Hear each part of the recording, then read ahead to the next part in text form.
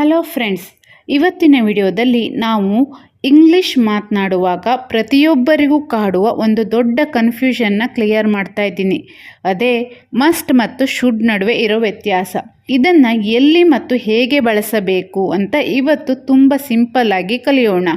ಅದಕ್ಕೂ ಮುನ್ನ ನಮ್ಮ fact wide Kannada learn English and Hindi ಚಾನಲ್ಗೆ ಆತ್ಮೀಯ ಸ್ವಾಗತ. ಸೊ ಫ್ರೆಂಡ್ಸ್, ಇವತ್ತಿನ ಈ ವಿಡಿಯೋ ನೀವು ಸಂಪೂರ್ಣವಾಗಿ ನೋಡಿದ್ರೆ ನಿಮಗೆ ಮಸ್ಟ್ ಮತ್ತು ಶುಡ್ ಬಗ್ಗೆ ಇರೋ ಕನ್ಫ್ಯೂಷನ್ ಎಲ್ಲ ದೂರ ಆಗುತ್ತೆ. ಸರಿ, ಈಗ ತಡ ಮಾಡೋದು ಬೇಡ, ವಿಷಯದ ಕಡೆ ಗಮನ ಕೊಡೋಣ. ಫಸ್ಟ್ ನಾವು ಶುಡ್ ಬಗ್ಗೆ ನೋಡೋಣ. ಸಿಂಪಲ್ ಆಗಿ ಹೇಳಬೇಕಂದ್ರೆ ಶುಡ್ ಅಂದರೆ ಮಾಡಬೇಕು ಅಥವಾ ಮಾಡಿದರೆ ಒಳ್ಳೆಯದು ಅಂತ. ಇದನ್ನು ನಾವು ಮೇನ್ ಆಗಿ 3 ಸಂದರ್ಭಗಳಲ್ಲಿ ಬಳಸ್ತೀವಿ. ಆ ಸಂದರ್ಭ ಯಾವುದು? 1 ಅಡ್ವೈಸ್ ಅಂದರೆ ಸಲಹೆ ನೀಡಬೇಕಾದ್ರೆ, 2 ಸಜೆಷನ್ ಅಥವಾ ಸೂಚನೆ ಕೊಡುವಾಗ, 3 ನಮ್ಮ ಒಪಿನಿಯನ್ ಅಂದರೆ ಅಭಿಪ್ರಾಯ ಹೇಳಬೇಕಾದ್ರೆ. ಇಲ್ಲಿ ನೆನಪಿರಬೇಕಾದ ಪಾಯಿಂಟ್ ಅಂದರೆ ಇದು ಕಂಪ್ಲೀಟಾಗಿ ಆಪ್ಷನಲ್. ಎದುರಿನ ವ್ಯಕ್ತಿ ಆ ಕೆಲಸ ಮಾಡಬಹುದು ಅಥವಾ ಬಿಡಬಹುದು, ಅದು ಅವರಿಗೆ ಬಿಟ್ಟಿದ್ದು. ನಾವೇನು ಫೋರ್ಸ್ ಮಾಡೋಕ್ಕೆ ಆಗಲ್ಲ ಅಲ್ವಾ? ಅಂಥ ಸಂದರ್ಭಗಳಲ್ಲಿ ನಾವು ಶುಡ್ಡನ್ನು ಬಳಸಬೇಕು. ಈಗ ಎಕ್ಸಾಂಪಲನ್ನು ನೋಡಿ. You should study every day. ನೀವು ಪ್ರತಿದಿನ ಓದಬೇಕು. ಇದು ಜಸ್ಟ್ ನನ್ನ ಅಡ್ವೈಸ್. ನೀವು ಓದಿದ್ರೆ ನಿಮಗೆ ಒಳ್ಳೆಯದು, ಓದದೇ ಇದ್ದರೆ ನಿಮ್ಮಿಷ್ಟ ಅಂತ ಅರ್ಥ. ಸರಿ, ಈಗ 2ನೇ ಎಕ್ಸಾಂಪಲ್ ನೋಡಿ. You should drink more water. ನೀವು ಇನ್ನೂ ಹೆಚ್ಚು ನೀರು ಕುಡಿಬೇಕು. ಇದು ನಿಮ್ಮ ಹೆಲ್ತಿಗೆ ಒಳ್ಳೆಯದು ಅಂತ ನಾನು ಕೊಡ್ತಾ ಇರೋ ಸಜೆಷನ್ ಅಷ್ಟೇ.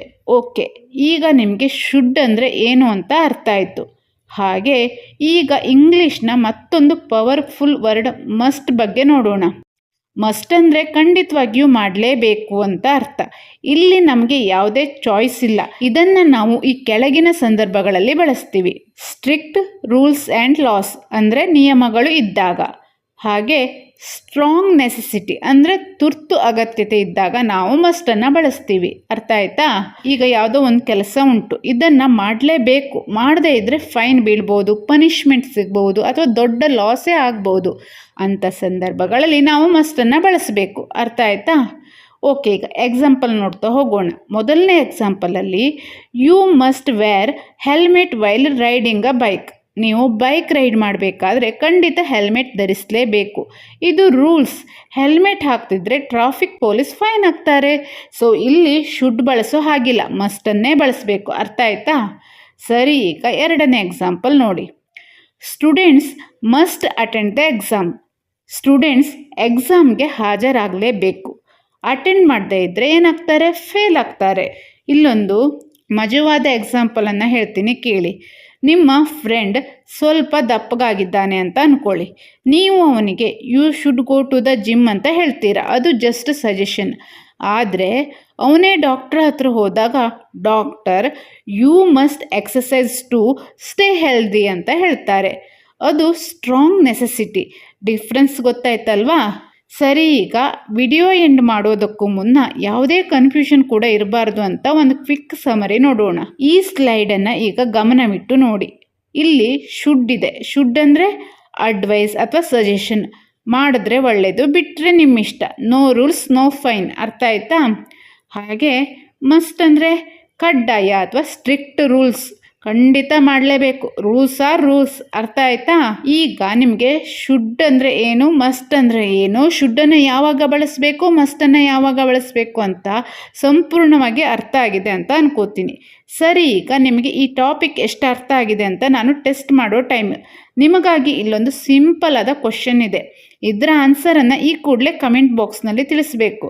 ಪ್ರಶ್ನೆ ಏನಂದರೆ, ಆಫೀಸ್ ನಿಯಮಗಳ ಪ್ರಕಾರ ಅಂದರೆ ನೌಕರರು ಬೆಳಗ್ಗೆ 9 ಗಂಟೆಗೆ ಆಫೀಸ್ಗೆ ಬರಲೇಬೇಕು. ಇಲ್ಲಿ ಯಾವ ವಾಕ್ಯ ಸರಿಯಾಗಿದೆ ಅಂತ. Option A, employees should arrives at 9 AM.